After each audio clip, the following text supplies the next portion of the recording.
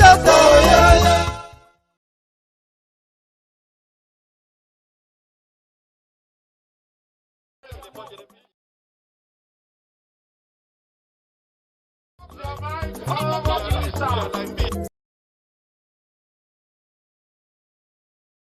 When Britain was challenged, they turned to their great.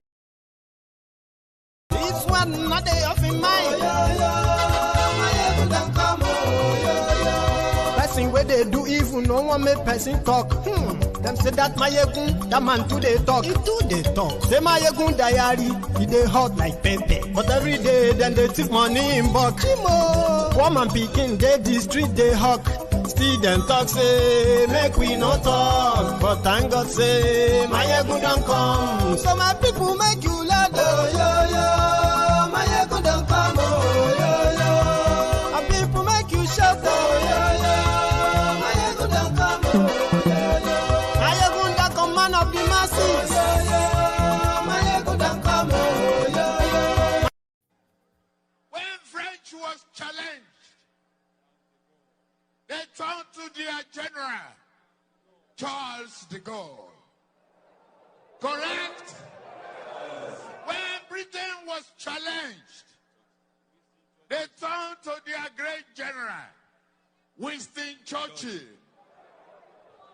Correct? Today, Nigeria is challenged, economically challenged, physically challenged, security challenge. Who do we turn to? We Muhammad Buhari is the right man for the job. If you talk of military experience, he has it abundantly. If you talk of courage, he has it abundantly. You and I know that the most important thing is that when the righteous are in power, the people rejoice. Let me ask you a question. Are you rejoicing now? Under this government, are you rejoicing? Very good.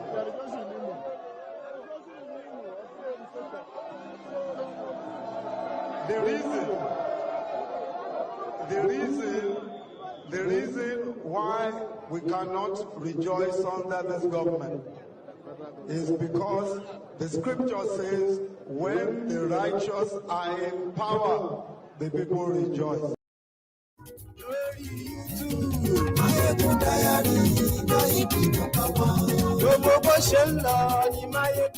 Good evening to you, good morning to you, good afternoon to you, from wherever you are watching from. This is Maiyegun live.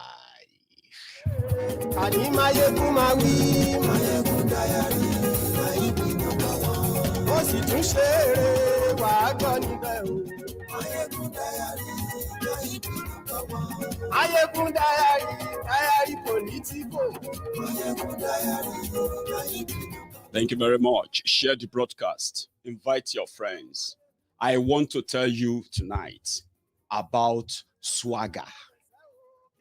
Another fraudulent cook-up from the Lagos Abobakus. And they are championing it in the name of Yoruba people.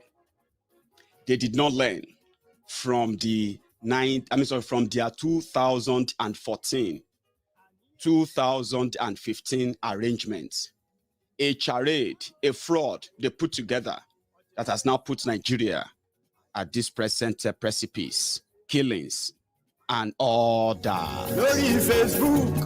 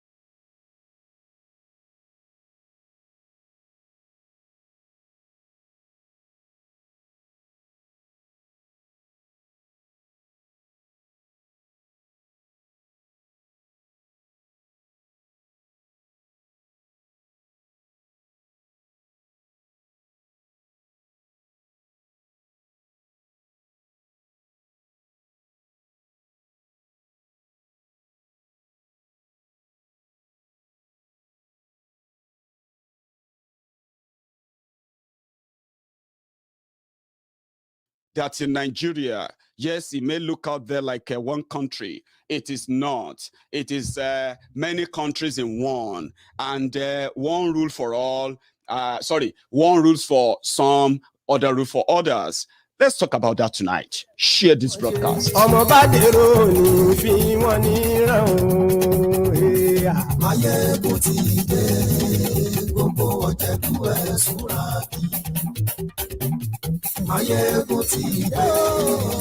As you are joining me on YouTube, subscribe if you haven't. Like the video as you are joining. Before you fully settle down, share it too.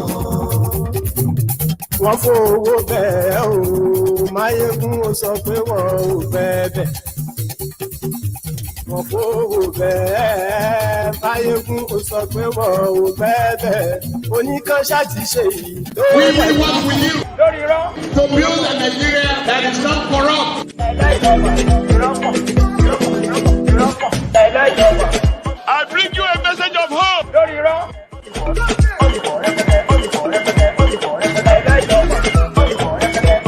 We are going to spend a lot of resources on education. Good evening to you.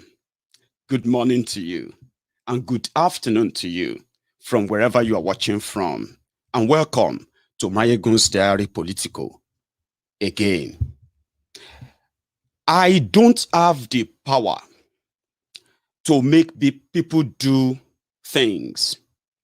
I may have the power to help them in knowing or choosing what to do, helping in their choice, which is speaking directly to your subconscious mind, your consciousness mostly, and then your subconscious mind. Something that speaks to you and tells you something is wrong. Stand up against it. If you don't, it will burn you. It will backfire. And when it's boomerang, the consequences won't be limited to you. It will be even to those who didn't probably take part of, who didn't partake in that decision. That is why Maiyegun's Diary Politico is your plug. If you want to really understand how some of these political decisions that some of you somehow play or handle with levity, with kind of kid gloves, because what's your business? As long as you are still making a living, it doesn't matter whatever these mad guys are doing. Today, even with all you have to be extra security conscious in any part of Nigeria you find yourself. It depends on where you're coming from.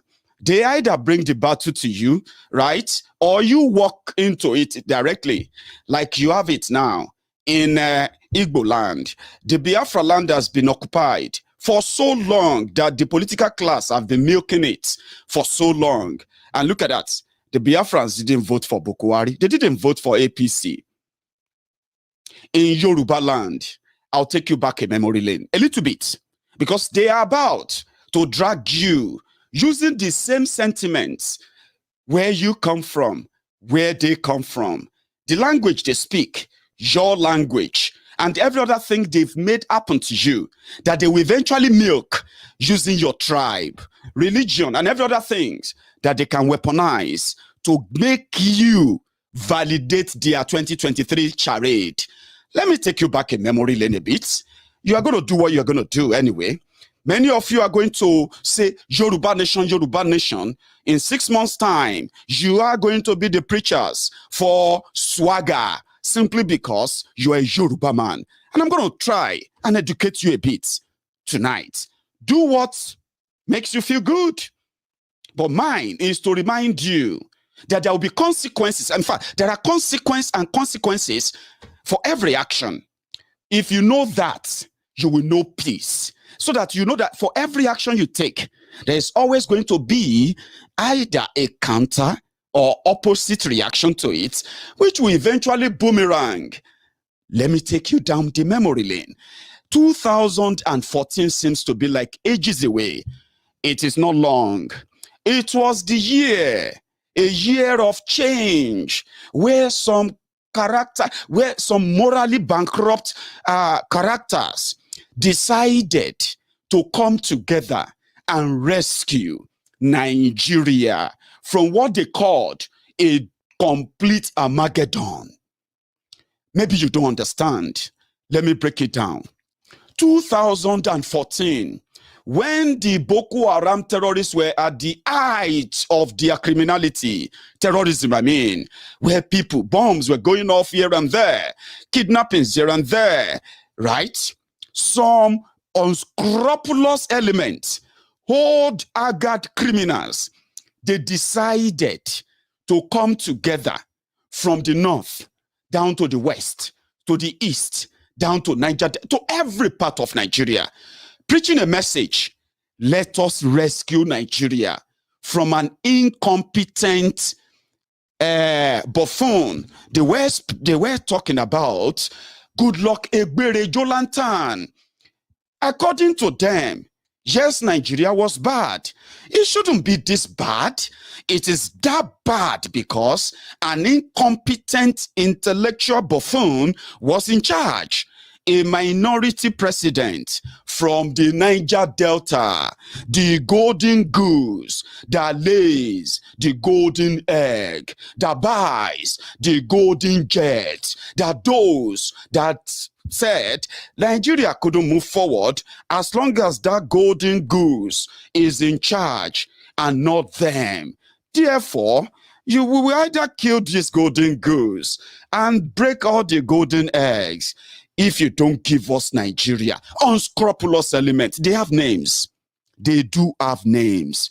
2014, in PDP, they said they felt robbed.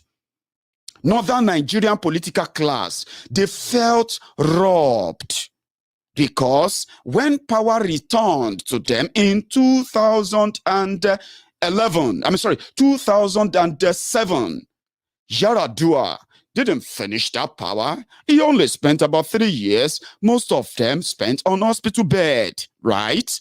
So Goodluck Jonathan completed that, and they told him, please don't run. Please don't run.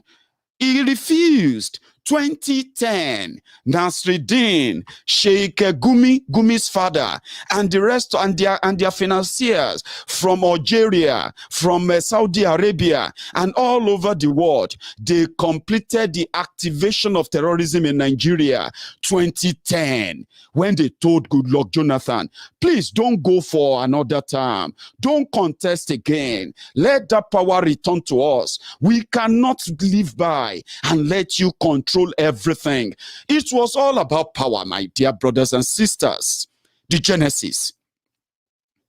By 2010, a year before the election of 2011, Boko Haram was activated fully in Nigeria. Many of you didn't know how that started until now. That you have an idea that those behind the recruitment cell for Boko Haram in northern Nigeria, they were in fact the celebrated cleric who led the violent type of Islamic fanaticism in northern Nigeria, duly protected by the same system, because those who lead the group are already controlling the government. They are already everywhere. Military, police, DSS, name it. They are everywhere except the presidency. The killing started to stop Goodluck Jonathan from contesting in 2011. I'm taking you back the memory lane now. So in 2011, Goodluck Jonathan, Goodluck Jonathan reached out to Thiefnubu because he saw the gang up from northern Nigeria. Those who could be bought were bought, but he needed that base to make it whole. And the same Thiefnubu had the chance. That was what gave Thiefnubu the first impression that, wow, this issue of presidency is not really as mysterious as everybody wanted to make, as they made it look. Look at this, Jonathan. Is this not the Jonathan, president of Nigeria? It was when he met him. He met an ordinary man who was pretty much not into their games as of then, and he milked it. Well, from the grapevine, That arrangement of 2011 made Thiefnubu $2 billion richer and also gave him the access to fly the presidential jets to and fro 4 times during that period of January and April 2011. Now, so all it would take was for Thiefnubu to galvanize his base in Southwest, build some arrangement and make some, some compromise with them in the North. And it will be a step closer to becoming the president.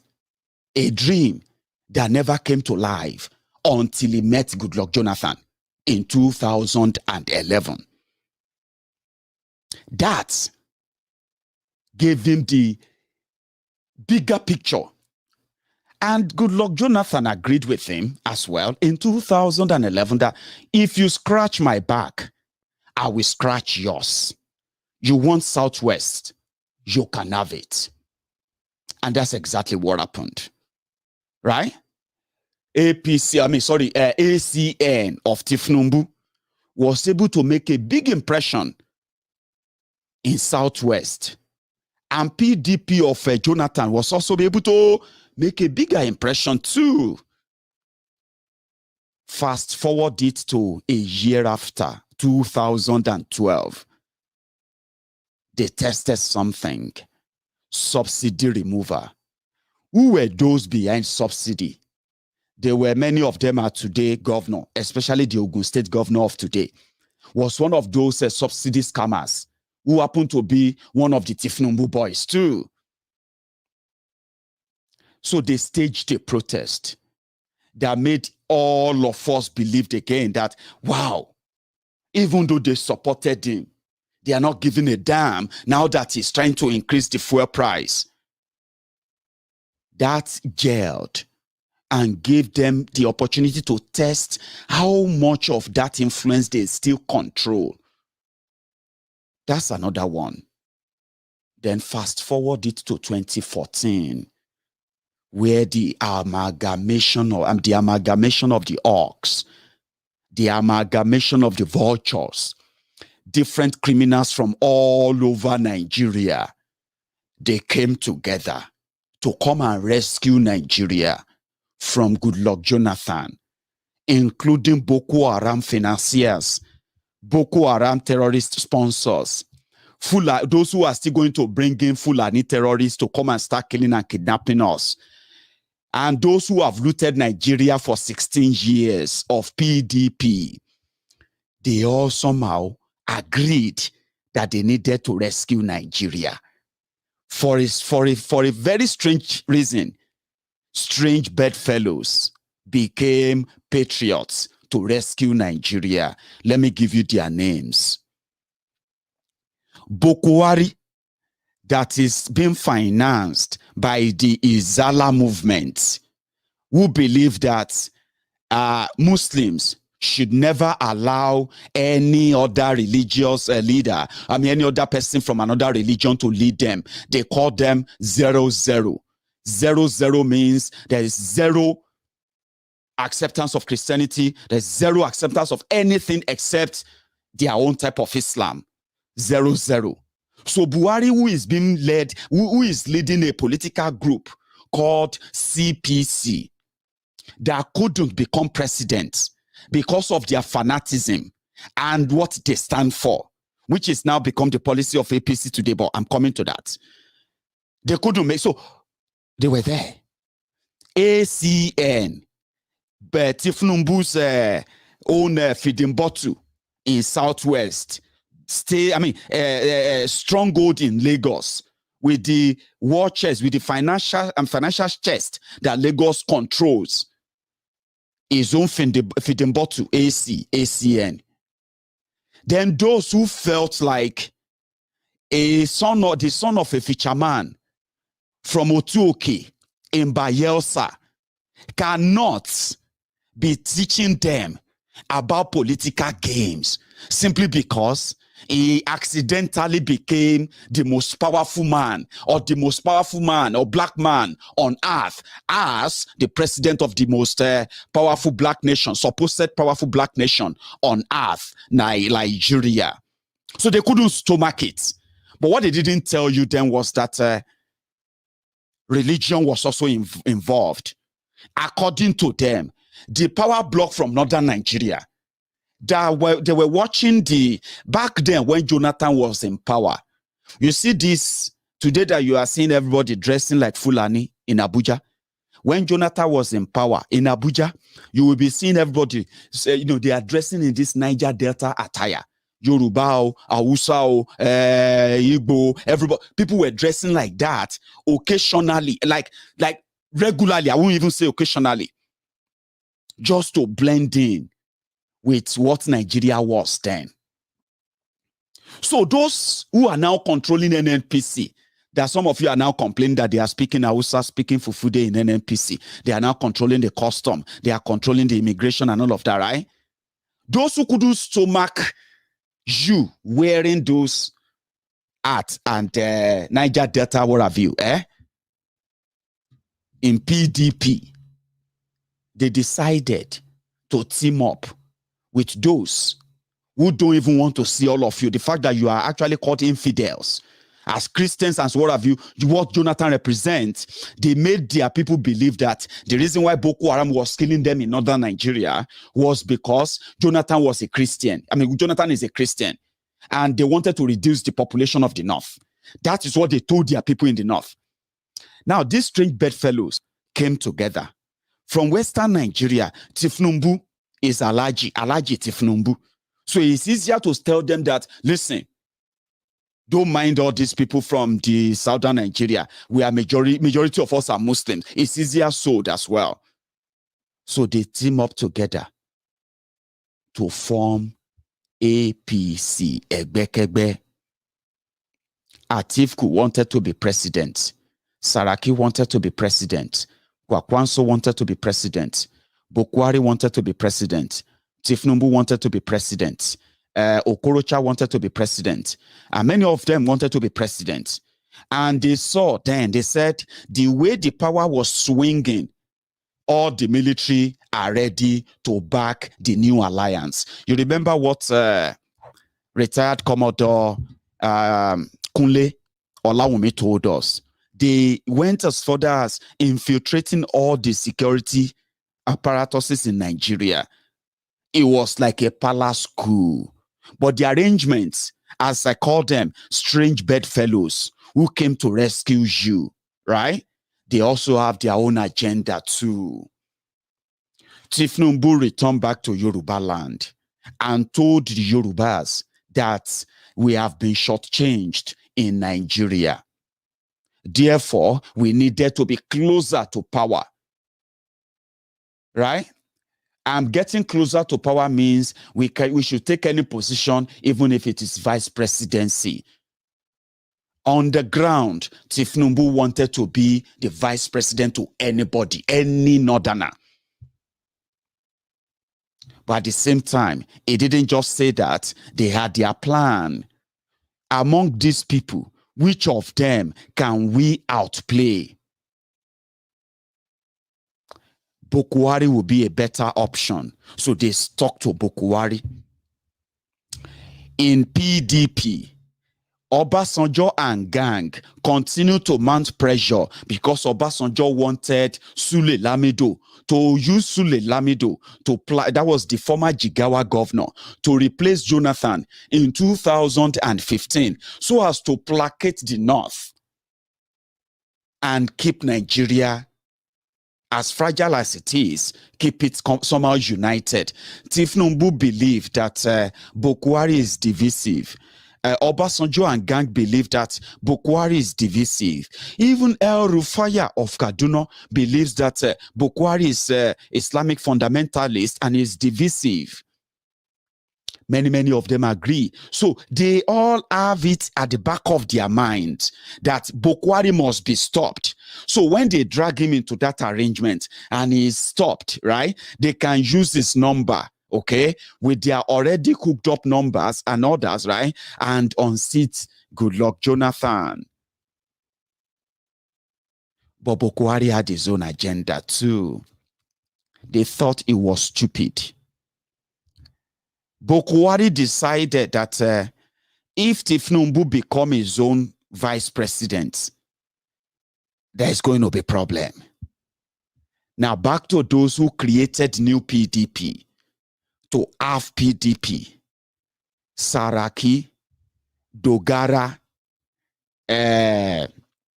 Atifku, Kwakwanso, and the rest of them I can't really remember right away.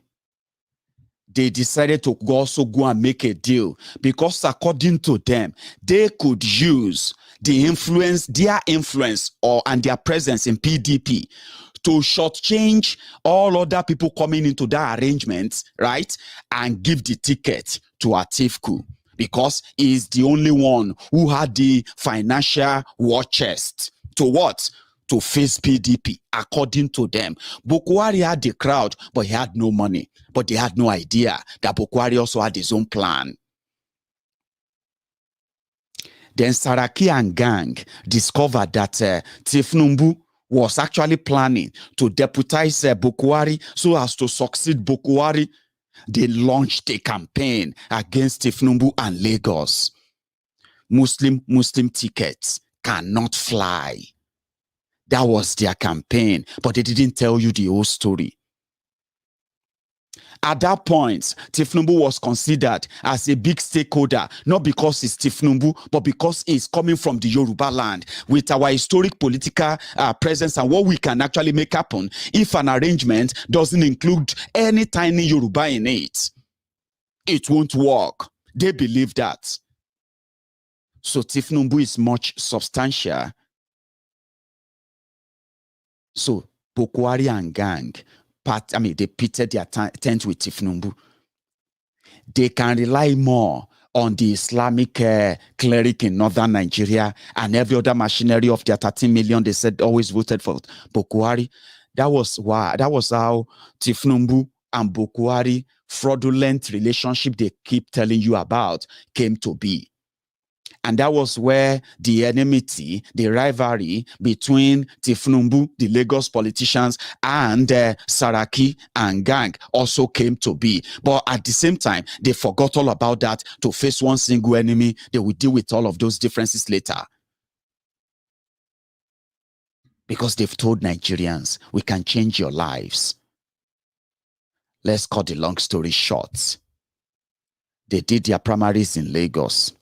Atifku was sharing $1,000 to delegates. Thiefnubu and gang, they were sharing $2,500 to each delegate. Last, Boko Haram emerged. Since they've all agreed that they were going to unseat Jonathan, right? And the power was going to go to the north. Fine. Then who is Boko Haram going to choose as his deputy? Expectedly, they gave Thiefnubu the slot. Who can you bring forward? Because these guys are not going to be part of this arrangement if you continue to say you want to be on that ticket. That was the privilege they gave to Thiefnubu. Choose the deputy. There was no other arrangement. Like, oh, you will be this, you will be that. They were strange bedfellows. They were suspecting themselves. They were not supposed to be together. But around that time, for political exigencies, for political survivor, their political survivors, right?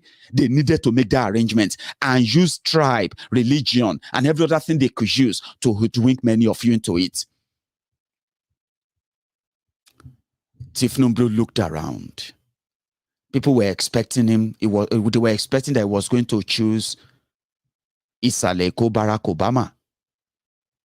Fashola. No, he didn't. He decided to nominate Yemi, his former handbag carrier, his former Attorney General and Commissioner of Justice in Lagos, his former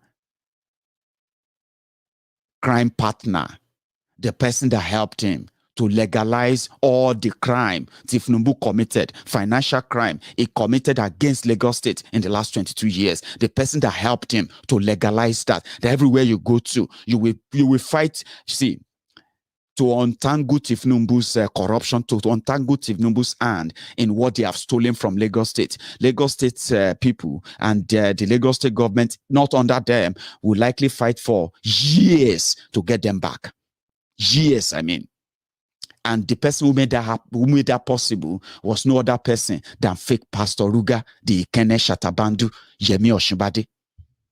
That's how Yemi became the vice presidential candidate. And they pushed him on.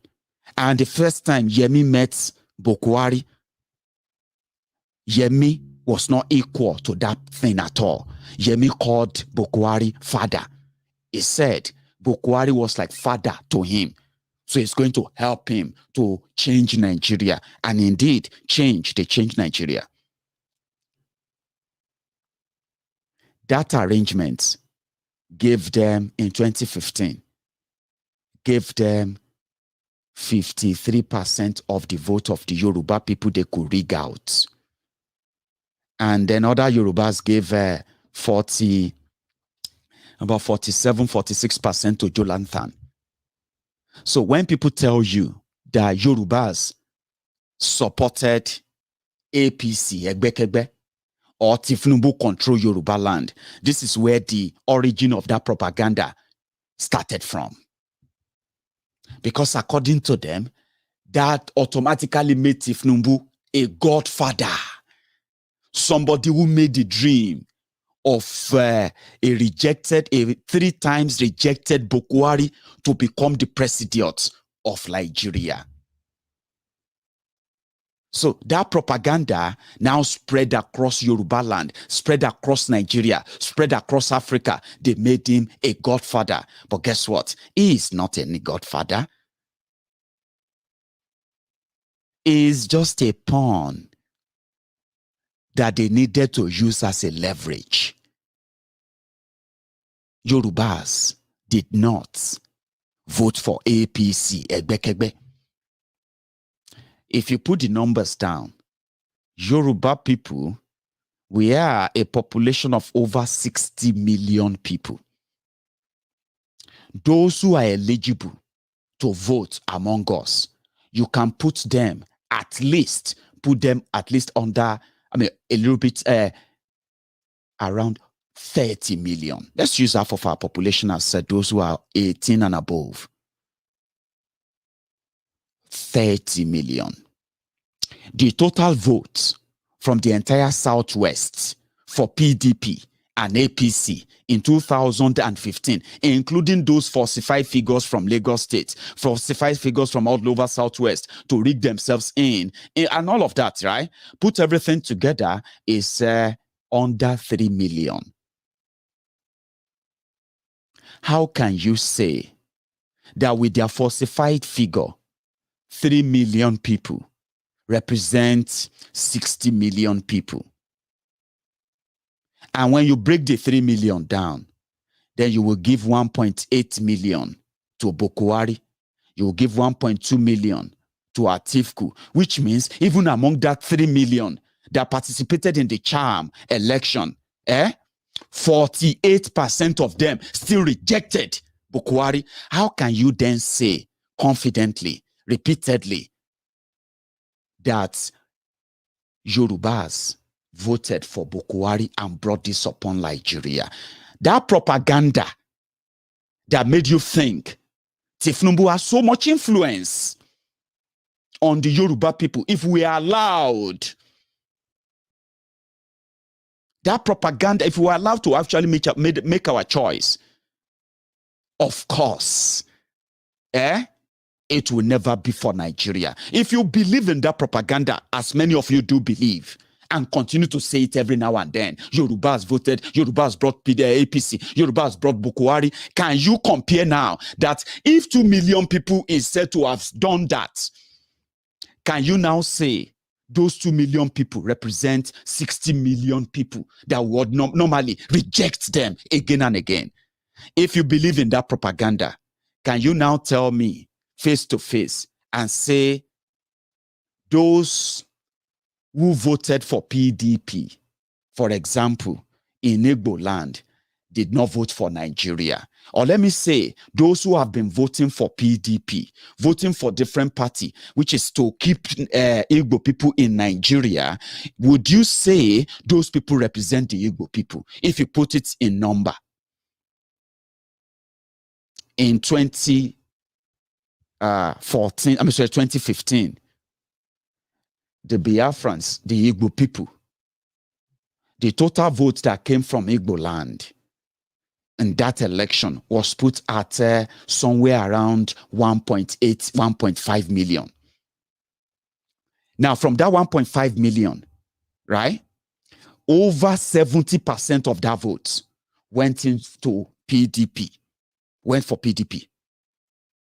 And under 30% went for Buhari. Now, if you put 1.5 million people, the population of Igbo people is put at over 50 million. Now, if you put 1.5 million and divide it into two, in fact, add it, keep it together, keep everything together, and say 1.5 million, would you say that 1.5 million that voted and continue to participate in Nigeria election, would you say those people, they love Nigeria or represent, they love Nigeria or represent the Igbo people who love Nigeria more than those who love Biafra? Let me rephrase. Would you say that those who have been voting for either PDP or their APC, Egbekegbe, in Igbo land, put all of their numbers together, would you say those people represent the Igbo people who want to stay in Nigeria compared to the Igbo people who don't want to be part of Nigeria? Would you put 1.5 million as representing the interest of Igbo people who want to stay in Nigeria and say Igbo people want to stay in Nigeria, Biafrans want to stay in Nigeria? Would you agree with that? If you put 1.5 million beside 50 million, would you easily agree with that?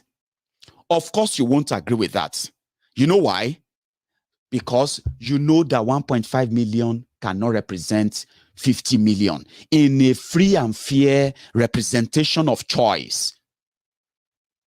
So how then are you conveniently telling everybody, repeatedly, writing different junk articles to justify 1.8 million people as those who brought, as those who represent Yoruba people who then brought about Buhari? The point I'm making is this: the same propaganda that made you believe that Yorubas supported them, Yorubas are always in bed with them, the same propaganda is about to play out, because those who made the arrangements, those who misfired, miscalculated, because their plan was this: Buhari is old. Thiefnubu and gang can manipulate him. They can influence things, make themselves richer and powerful. But that didn't happen because Buhari had his own agenda. And his own agenda is the agenda of APC, Egbekegbe today. Restructuring was what they told the Yorubas. They said Nigeria will review the constitution and create state police. They told you, they sold the idea of the Yorubas as APC idea: free education, free medical care, improved infrastructure, improved jobs, good and modern, decent jobs, good paying, and all of those ideas. You know, those are not Alimajiri ideas. They don't believe in education. They don't believe in development. They don't believe in all of these things you are talking about. They believe more in Sharia, and you will need to be subjected under the Sharia before you can understand them. But they sold a lie to us, and they are about to do it again. And guess what they called it? SWAGA. In 2015, they called it change. In 2019, they called it next devil. Now, the same characters that packaged Buhari, the same characters that packaged APC, Egbekegbe, the same characters that didn't see a day that Fulani terrorists will become those who will be claiming lands in Nigeria. The same characters that promised restructuring are now championing water resources bill. The same characters that promised the freedom of speech, freedom of expression, freedom of association are now promoting a speech bill, a speech law, a social media bill. And they are telling us, yes, you can have freedom of speech. Your freedom after that speech is no longer guaranteed. The same people who promised you development, getting paid before you even get employed as a graduate, the same people are now talking about Ruga, open grazing, what do you call it, grazing routes, cattle colony, and so many other things that are now pushing us to the precipice of extinction, division, and the same characters are now back with a message called SWAGA, ethnic-laced fraud, using Yoruba name. And they are going to make you go to town and say, didn't we tell you? Look at the Yorubas, the ones that we don't believe them. They always talk about Yoruba nation. They always talk about this, blah, blah, blah, blah, blah, blah, blah. Look at them now, SWAGA 23, they are now talking about. Yes, they are going to make you believe that. But guess what?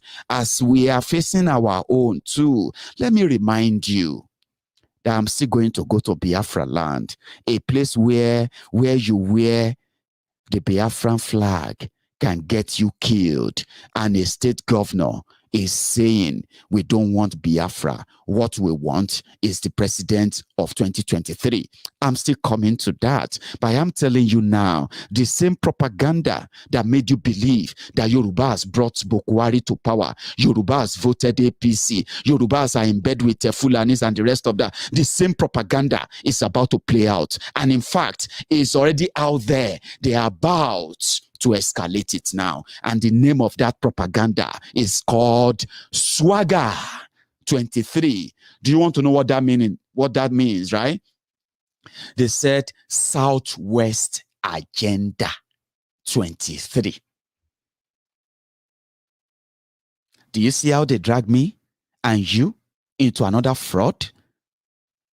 All for one person that misfired 6 years ago, when it came to many of you on your television, every corner, telling you that the only way to save Yoruba people from poverty, from all this insecurity, and every other thing that is happening in Nigeria, the only way to protect Yoruba people from being affected by all this terrorism happening in northern Nigeria was to go with the terrorists, Buhari and gang. And today, our people are now refugees in Benin Republic after they ran away. Those who survived ran away into Benin Republic, running away from Fulani terrorists that are killing them. The same characters are about to drag me and you. Because I am a Yoruba man, Omo Odudua, the Lagos Abobakus, and they have the money. They have lots and lots of this money. And I'm going to tell you how far they have gone, just so you know that they are already dragging us into it. SWAGA 23. Let me share something with you, in case if you don't know. Sonweku officially launched that today in Lagos. However, I think this is where it was. Where is that again? I think I had a clip earlier. I think it's this.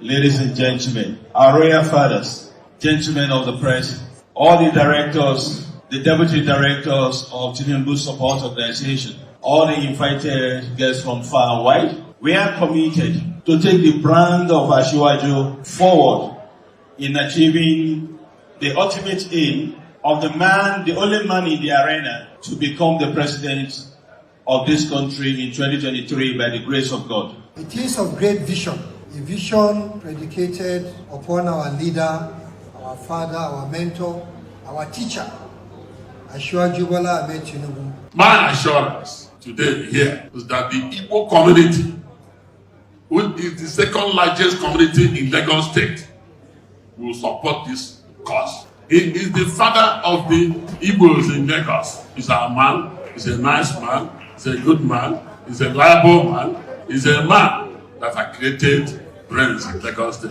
He's the most cheerful giver, the biggest lover of Nigeria that I know. He's passionate. He has sacrificed his whole life, his family, for the cause of Nigeria. The least we can do is pay him back in kind and let him manage this country for us. SWAGA is the man that we believe on him and that we trust he can take us to the promised land. So we sat down with our team, we decided we should come and help this man because he helped our brother, Buhari.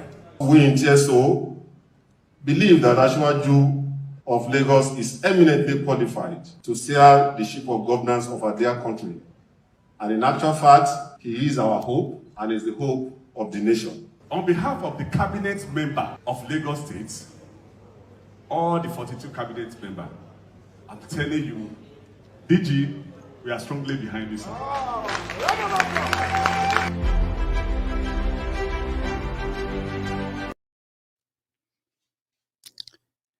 Yes, Igbos were represented there too. I have told you, these guys, they don't have religion. They don't have tribe. They don't have culture. They don't have moral. They don't have anything. All they have together is the interest. What is in it for me? What is in it for them? And like you heard that video, the presidency again will be a compensation. It helped our brother. Guys, go shop. Lagos has a lot of money. I'm talking about loads and loads of money to waste, as they have always been doing, right? However, here is another part. Now,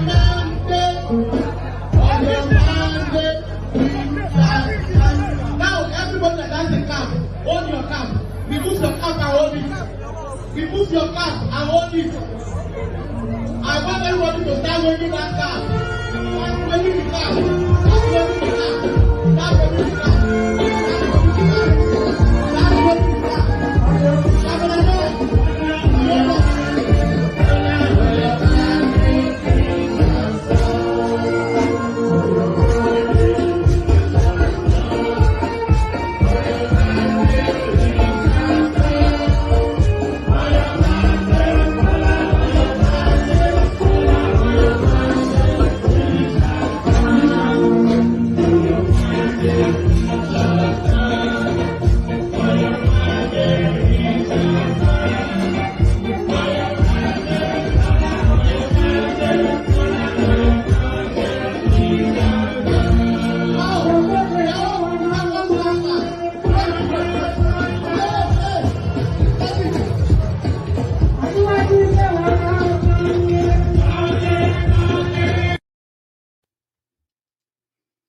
They've started though. I'm going to give you a little bit background about that too. Okay. However, Sonweku was there, like I said, to declare the party started. They called it Southwest Agenda. They couldn't call it Yoruba Agenda. They call it Southwest Agenda by dragging the Yoruba into it. Are you watching?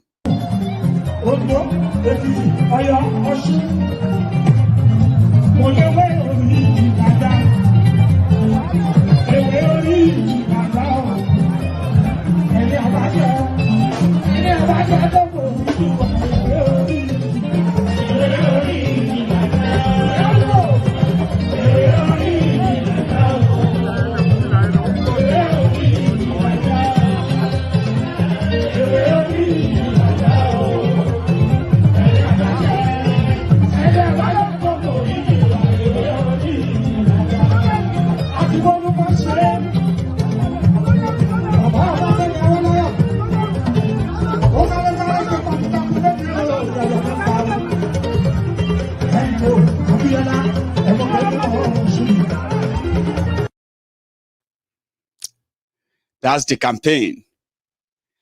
And for those who didn't understand Yoruba, what K1 was singing there is that they have plucked the forgiveness leave.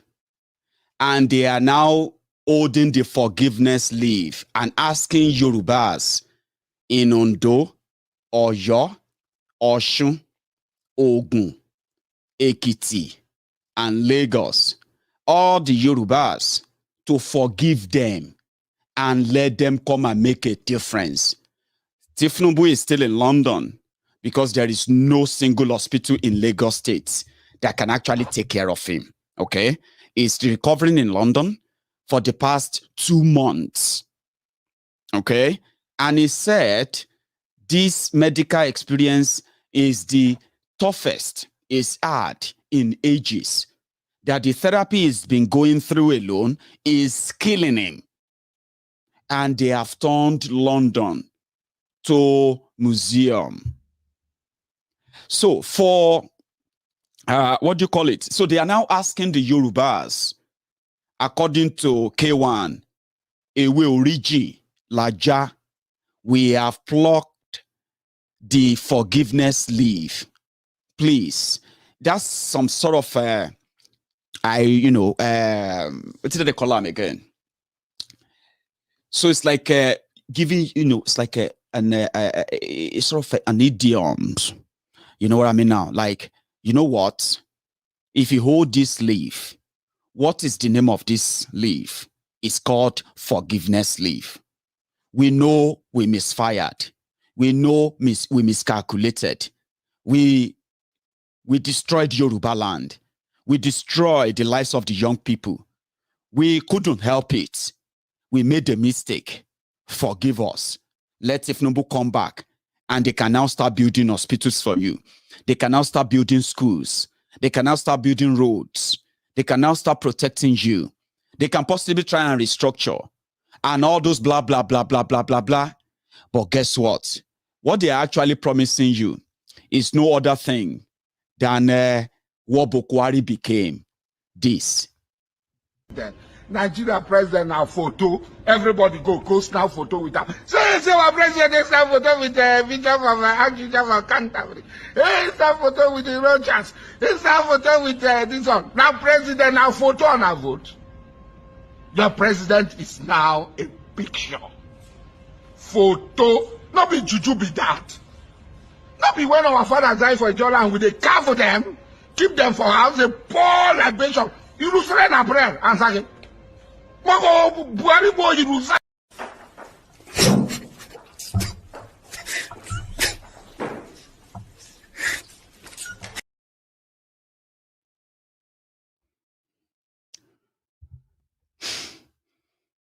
So they are about to drag Yorubas again. So I don't have any control over what you're going to do with your lives and decisions you're going to make. All right? But I'm just going to remind you that whatever they are going to tell you, because I know this, many of you watching me right now, yeah, you are going to be faced with a lot of their propaganda. Many of them will be so convincing that you will want to abandon your belief and understanding and the researches you have been following, right, on the Yoruba nation. And the reason why, even if they are not going to your airports break Nigeria up, can they just give one thing they promise, that restructuring they promised? They can't give it. But in the next couple of weeks, months, and as you move to their 2023 charade, they are going to bring you back. Remember, they've already weaponized poverty in Nigeria. It is worse now. No joke, right? That means more people are falling into an undescribable level of poverty. And many others are threatened with the same as the days goes by and weeks. They are going to weaponize all of that.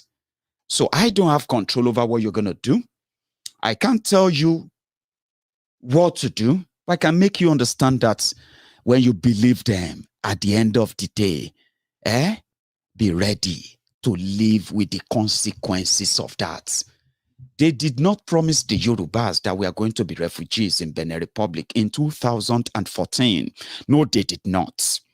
They did not tell the Yorubas that our farmers are going to begin to find it difficult to go to their farms. They did not.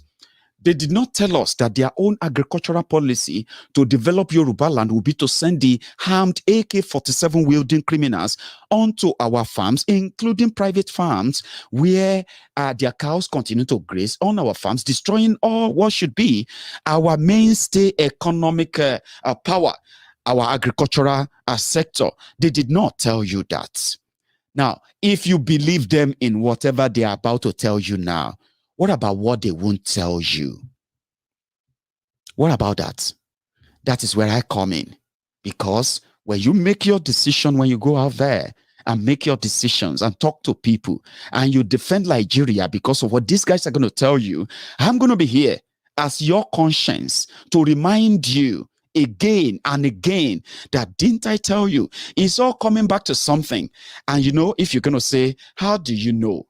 Yes, they have told him they are going to give him their power.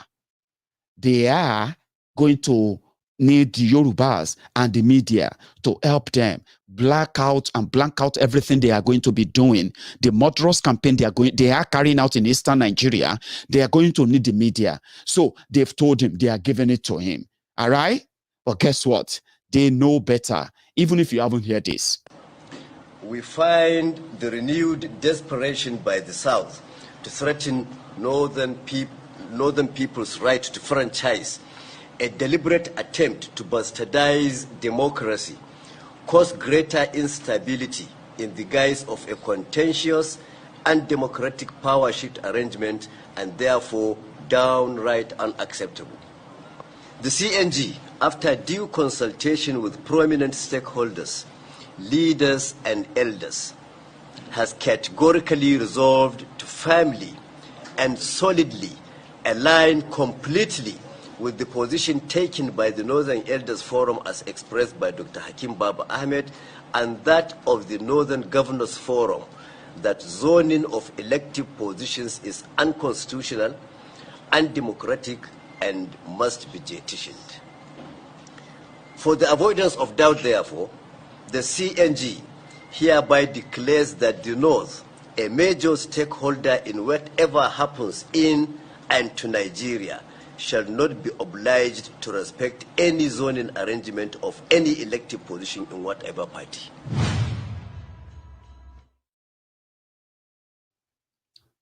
Very clear? Yes. Right? Now, because of this, remember last week, PDP in the South, they met and they zoned their chairmanship to the North with the anticipation that the president will go to the South. In PDP, forget it, bury that thought. It's not going to happen, okay? Because today, PDP agreed that zoning is dead. It is now open. So to the Thiefnubu gang, the signal is out there. You can see the sign. But again, like the fly destined to die, it will always want to follow the grave. It will always want to follow the corpse into the grave. That is what mine is to remind you and tell you that you see all these things you are ignoring, they are there. So that when it finally comes to be, instead of us to join you, to pity you, me and my friends, or Maiyegun's diary Politico, right? Before we welcome and say, come and take a cuddle, when this whole drama finally goes down, that your Thiefnubu, whatever is left they want to get from you, they will deal with you this time. And when everything comes back, as we have told you, to me and my friends, and like this will go be, oh. As they see with us, you go depend them. As they depend them, you go see with us. Do you get that? Because Buhari went to Eastern Nigeria, despite all of the arrangement, all the paparazzi and the rest, IPOB took shine off him. He was in Owerri, in Imo State, to go and commission a gutter drainage, and they called it tunnel, built by Hopeless Uzodinjo of Imo State. Upon all of that, Buhari, bent in continuing with his murderous campaign in eastern Nigeria, left a message and he said, I will reconsider your invitation next time. How many of you remember that? Because the agenda for eastern Nigeria is to finish the setup and continue the killings and make sure the rest of the world will never know about it. I don't know if the Oplesses or Dinjo clan are watching me. Do you remember what Buhari told you? When I accepted the invitation by the Imo state governor who wants to justify the investment the government has done to the people of Imo State, I thought I was going to see the bridges, the roads, and a few renovations. So he saw nothing. And he said, before I come next time, I reconsider your visit. However, they left something. Right now in eastern Nigeria, the militarization of eastern Nigeria, hunting for the innocent people, asking Nigeria to give them referendum so as to decide if they still want to be part of Nigeria or not, happened to a veteran actor, Chiwetalu Agu. You know him. Last week, is somebody who is a Biafran, pro-Biafran, true and true. He doesn't hide it. He, as an actor, he's committed no crime. They said they have proscribed IPOB. IPOB is the short for indigenous people of Biafra. How can you say you proscribe indigenous people of Biafra?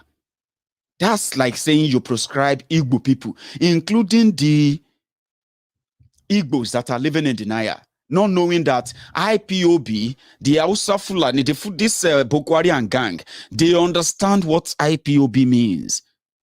But some of you think when they say IPOB, it's just going after Nnamdi Kanu. No.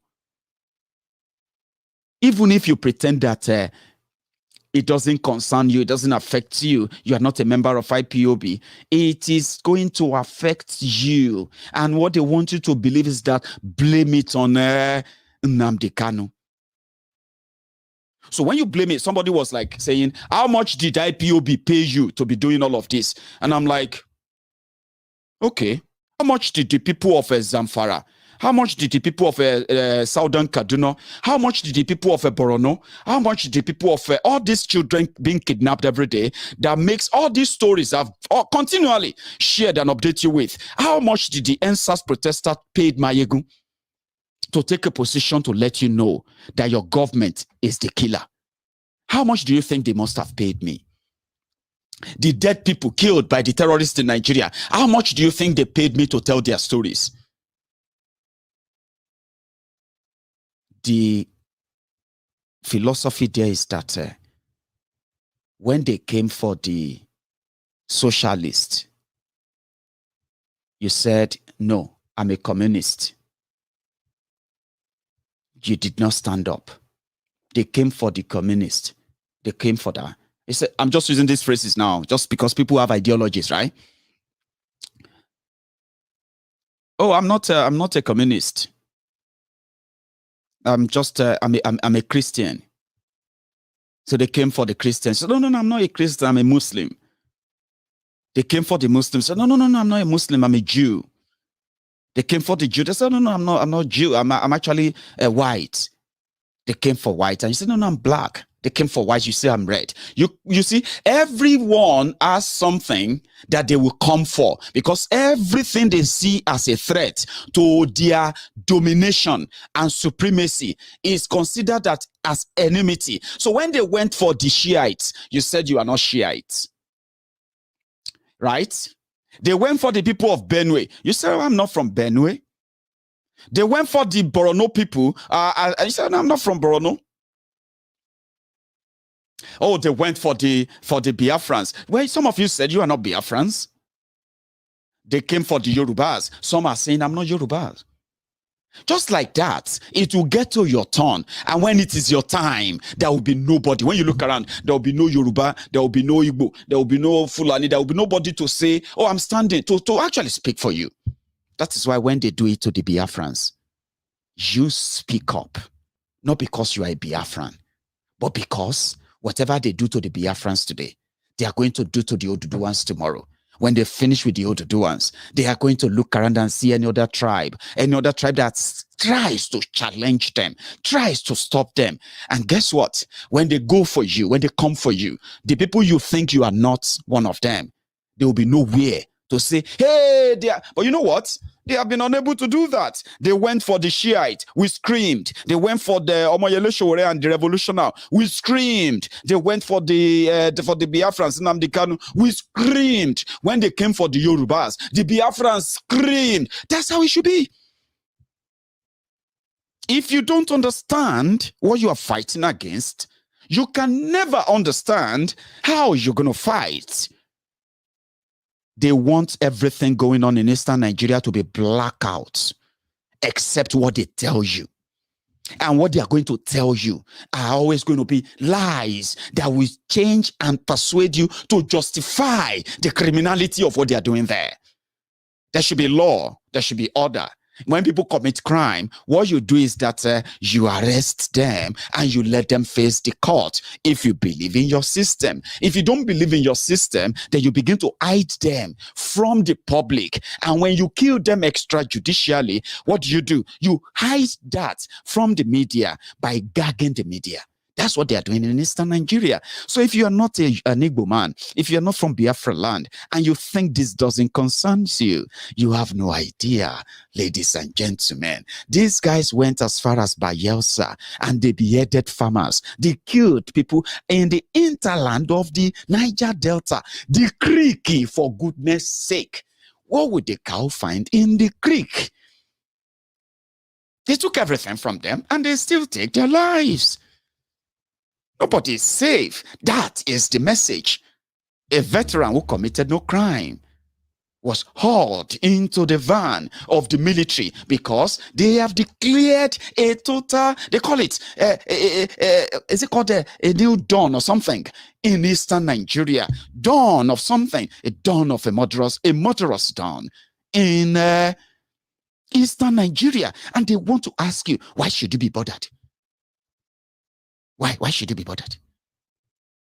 They sent in unknown gunmen, they called them unknown gunmen, they harmed them, and they gave them the mode of operation, and then they put it on the IPOB. When they say IPOB, they put it on all of you as indigenous people of Biafra. Then the license to kill. And they did this. Initially, we thought it was probably acting, but it wasn't. This happened, ladies and gentlemen, to a veteran actor today at Upper Iweka in Onitsha, Anambra State, ladies and gentlemen, for wearing a cloth that looks exactly like Biafran flag. The Biafrans, the IPOB, the people of Igbo land are considered proscribed. Why Gumi walks about. Please, viewers' discretion is advised. If you are the type who don't really like, some sort of things like this. But, ladies and gentlemen,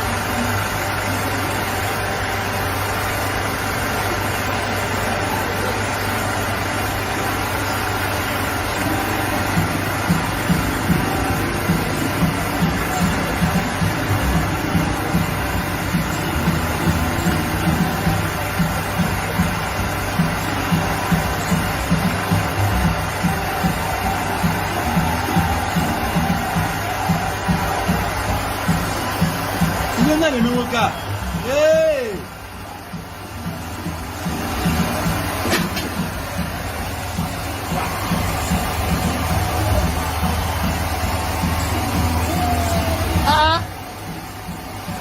Bamba. Dia ni muka. Ini diri tiri muka abu. Ini diri tiri alo.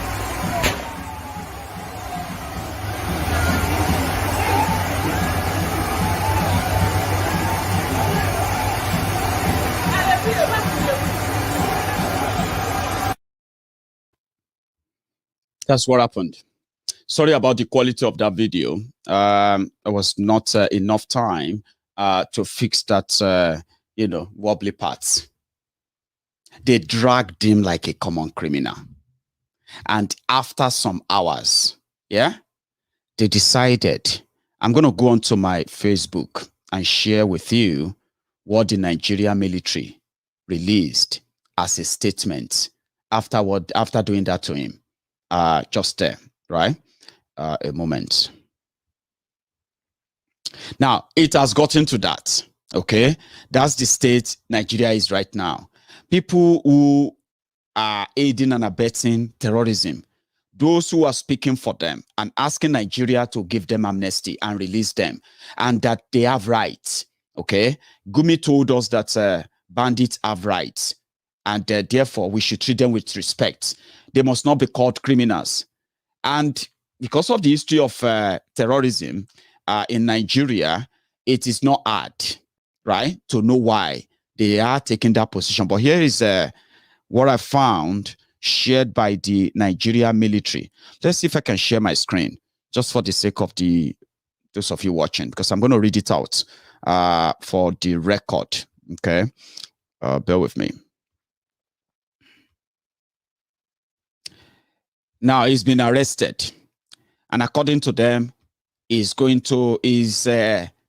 arrested simply because he is seen to have identified with the IPOB. And therefore, in fact, let me read it out. That will be the part before I even say anything. This is Nigeria. So the Nigerian army, they shared this photo. I don't know if you can see that on your screen. That is him after they assaulted him and they shot in the air, because the military are currently in eastern Nigeria, picking up anyone they can pick, killing those they can kill. And every day we're going to be saddled with such news. And from amateur videos, people who are going to capture those on camera for us, right? But guess what? Every news that you'll be hearing then is going to be involved. People who are innocent people who are targeted and killed by the Nigerian military. And I do hope that the people of, good people of a conscience are keeping record of all this crime.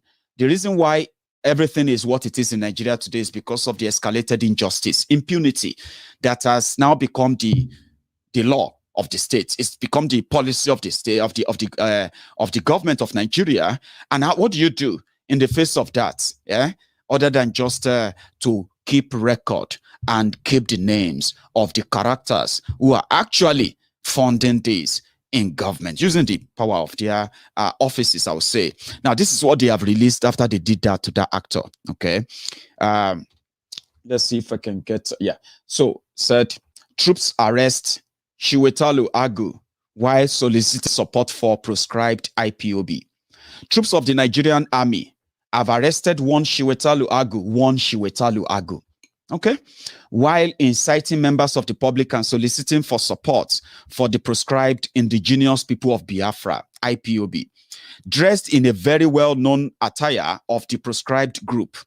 Chiwetalu Agu was picked up for questioning while inciting members of the public to join the proscribed group.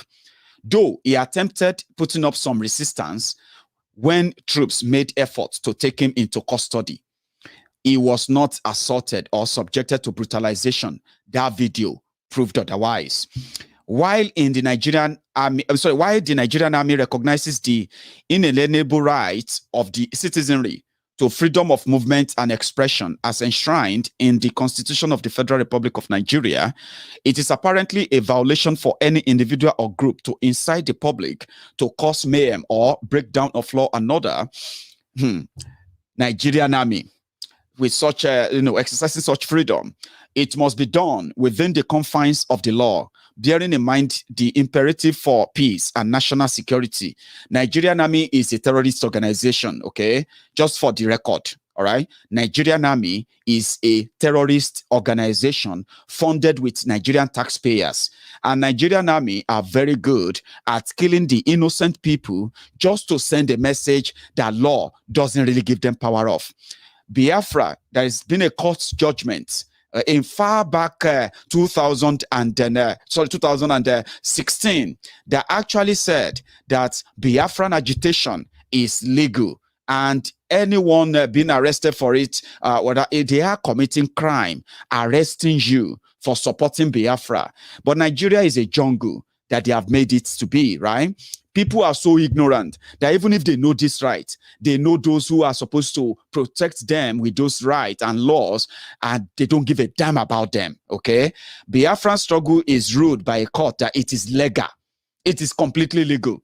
Same way a court ruled in Ibadan just about 2-3 weeks ago that Yoruba nation, Oduduwa nation agitation is in fact legal, and it's legal, which means people have the right to right to self-determination.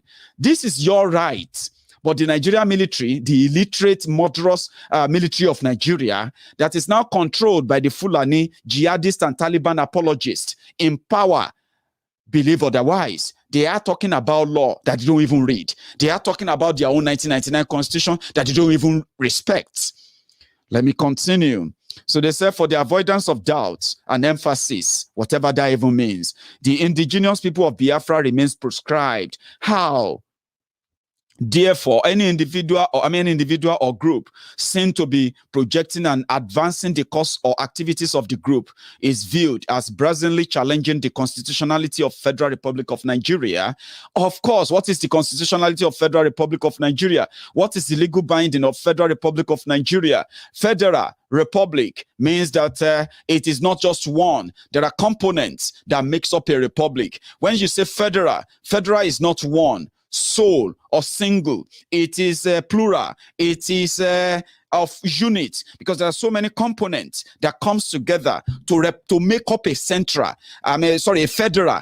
But in Nigeria, where the hell does this even come from? The legality. What gives Buhari this legality? 1999 decree that Abdusalami Abubakar paid people to put together to hoodwink and force 200 million people to agree with their policy or for their own style of democracy, whatever it's called. But what is that constitutionality? Who are those who voted on the constitution called 1999? I mean, where did the 1999 constitution get its sovereignty from? From the military, through the barrel of guns. And that is why the military are now interpreting what freedom of speech, freedom of expression, and what freedom you have right to, according to them. Hello. So they brutalized him. They keep him in their dungeon as we speak. And they are coming for many of you. They have already militarized Anambra, and they are never going to stop. With what they have done so far successfully, they have the support of the Igbo governors, Igbo politicians. But I have a message for all of you. Like I said to my Yoruba brothers and sisters who are also gearing up and warming up for SWAGA. As you buy those lies, as you buy those, as you buy those ropes and you tie them around your neck, a political decision you're going to make, let me be honest with you, the Igbo politicians, you are raising a monster that you will never be able to undo. The Biafran struggle was meant to be peaceful. It is still peaceful. You have ruffled a lot of feathers. You have damned all the consequences simply because of what the Fulani oligarch promised you. The security and assurance they have given to you. But trust me, these guys are not giving security and assurance to themselves, not to their people. Many of them are now living in Abuja. They can't go back to their different communities. Thank God for the Nigerian media that turn on the cameras for them to teach them. I mean, to share their junky opinions with all of us. Apart from all those watching nonsense they say every now and then, and the military that is giving them the backing, most of them can go back home. If you bury Eastern Nigeria, it is not done by the IPOB. If you think you can gaslight them to get what you want from the Fulani oligarch that are hell-bent in burning down Eastern Nigeria just to satisfy the lifelong urge of a narcissistic, retired megad, a lifeless breeding mannequin, an illiterate megad that only come to do one thing, well, three things: to kill, to destroy, and then to what? To loot. Whatever they want to do with Eastern Nigeria, ladies and gentlemen, oh, ye politicians of Igbo land, oh, ye politicians of Igbo land, oh, ye traditional leaders of Igbo land, oh, ye intellectuals of Igbo land, oh, ye the prayer warriors of Igbo land, whatever they are doing right now, that they are making you believe that IPOB is responsible, they are going to create a monster out of this, and they will run out of town. You have a little time to save the day. What Biafrans, what the IPOB were asking for is a referendum. If Gumi could walk about, damn all of you and your opinions and your observation and whatever you think you do, or intelligence as you sometimes claim to be, right? Listen to me. The agenda is the same. This guy can go everywhere. Nobody would declare him wanted. Nobody is going to be killed for being seen with terrorists, because they run the show. They run the show. And Gumi didn't just go out there. Look at this Kafanshan guy.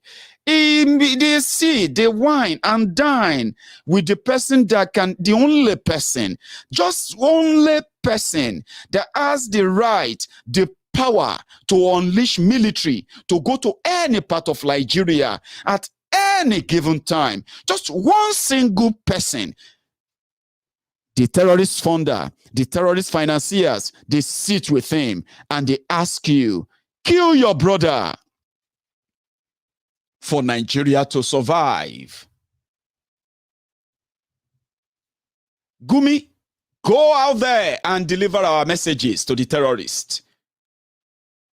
If they come out, we will give them money and rehabilitate them. I mean, this is the picture of Nigeria. A governor, a jihadi, a soldier, they can meet to discuss on how they want to make Nigeria peaceful, even though there will be no peace. And they tell you, asking for the unconditional release of Nnamdi Kanu, who has killed nobody or kidnapped no one, is too much to ask for. Say, is it because of their ego? Or what exactly? That they will feel comfortable to see these guys meeting with terrorists, negotiating for them and speaking for them on your TV, national dailies and everywhere. Yeah? And no Igbo man, politician, feel somehow that this is unacceptable. They are asking us to kill Nnamdi Kanu. They are asking us to endorse them killing our people who have done nothing. And they are forbidding us from meeting or even defending them. And do you really think that is what will make Biafra go away? I don't think so. I don't think so. If starving over 2 million people and killing over 3 million people for 3 years couldn't stop them from asking for Biafra, simply because the injustice, the left out, the impunity that pushed the Biafran war, the Biafran genocide of that time, still exists 54 years after. So do you really think agreeing with the Fulani terrorists in power that you should alienate your brothers, killing Nnamdi Kanu, deny Biafra, continue to do everything to make them feel like, yes, Igbos will remain in Nigeria. Do you really think that is exactly what we possibly stop Biafra? Then you are not student of history. I'm going to draw the curtains here. I have delivered my messages. It is now left to you. Wherever you think is right, do it. I have told you what is right. And I've told you the consequences of what is wrong. There are some people thought was right. The people who misled you then, they are back on the campaign trail. They have the money. More of you are poorer now. Hungry, hunger everywhere. They can weaponize that. Yoruba nation will begin to sound like a broken record to some of you soon. The moment they flash you that your dirty naira. But I am saying it to you now. Whatever you come up with, whatever your own theory is, whatever you think will work out at the end of the day, any decision you come to at the end of the day, have it in mind. The consequences will either be positive or negative.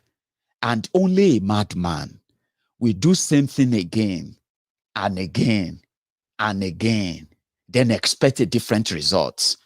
That is for those of you who are going to tell me to shut up my mouth, because I'm about to shut it up now until I turn on my microphone again, because I won't turn off this mic ever. Consequences, actions, and all those words, they are key to what these next days, next weeks, next months, and years hold for you. I'm just going to keep being your conscience as long as you watch. So before you go on to Maiyegun's Diary Politico on YouTube. Some people said they can't find me on YouTube. That's so strange. Why not just go onto YouTube now and search for Maiyegun's Diary Politico? If you are watching me on Facebook, right? Go on now. And the first video you see will be that of me.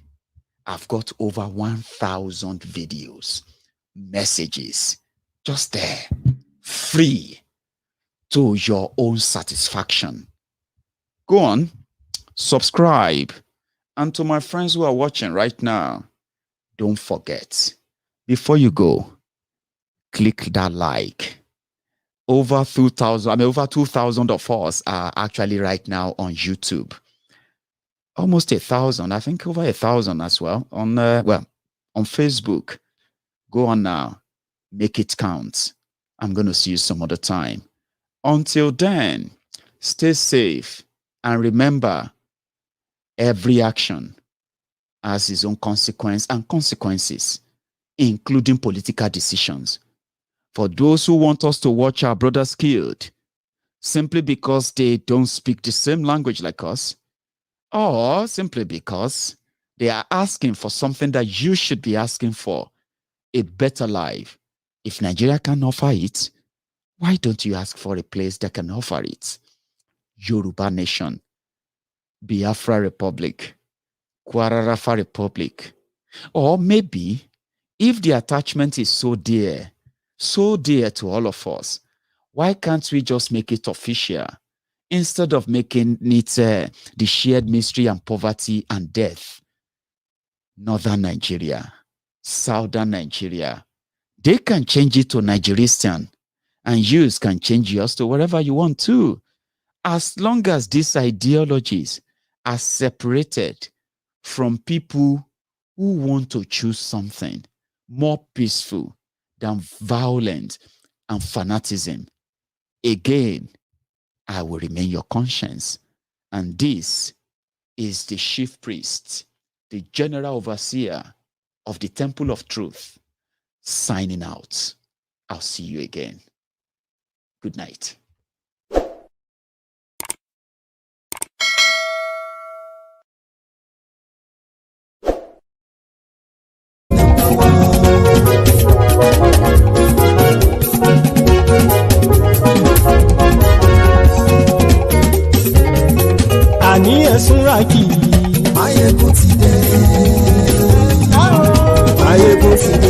ọ̀jẹ̀lú ẹ̀sùn ràkì. Maiyegun ti dé. àní ẹ̀sùn ràkì. Maiyegun ti dé. lórí Facebook. Maiyegun ti dé. àní ẹ̀sùn ràkì. Maiyegun ti dé. lórí YouTube. Maiyegun ti dé. àní ẹ̀sùn ràkì. Maiyegun ti dé. bọ́ bàbá gbé wúrẹ́. Maiyegun máa wí. àní ẹ̀sùn ràkì. Maiyegun ti dé. ijó ìgbádìyẹ. Maiyegun máa wí. àní ẹ̀sùn ràkì. Maiyegun ti dé. pẹ̀sìdó bá rúfin o. Maiyegun máa wí. àní ẹ̀sùn ràkì. Maiyegun ti dé. tí gómìnà gbówó jẹ. Maiyegun máa wí. àní ẹ̀sùn ràkì. Maiyegun ti dé. ọlọ́pàá tí ń darí bá. Maiyegun máa wí. àní ẹ̀sùn ràkì. Maiyegun ti dé. aṣòfin tí ń rúfin o. Maiyegun máa wí. àní ẹ̀sùn ràkì. Maiyegun ti dé. òpùrọ́ olóṣèlú. Maiyegun máa wí. àní ẹ̀sùn ràkì. Maiyegun ti dé. ọ̀jẹ̀lú ẹ̀sùn ràkì. Maiyegun ti dé. àní ẹ̀sùn ràkì. Maiyegun ti dé.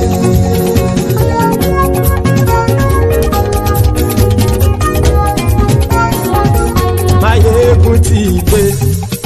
gbogbo ọ̀jẹ̀lú ẹ̀sùn ràkì. Maiyegun ti dé. gbogbo ọ̀jẹ̀lú ẹ̀sùn ràkì. ṣùgbọ́n ní bá ti ṣe èyí tó yẹ kí wọ́n ṣe ọmọ bá dèrò ní fi wọ́n níran o. Maiyegun ti dé.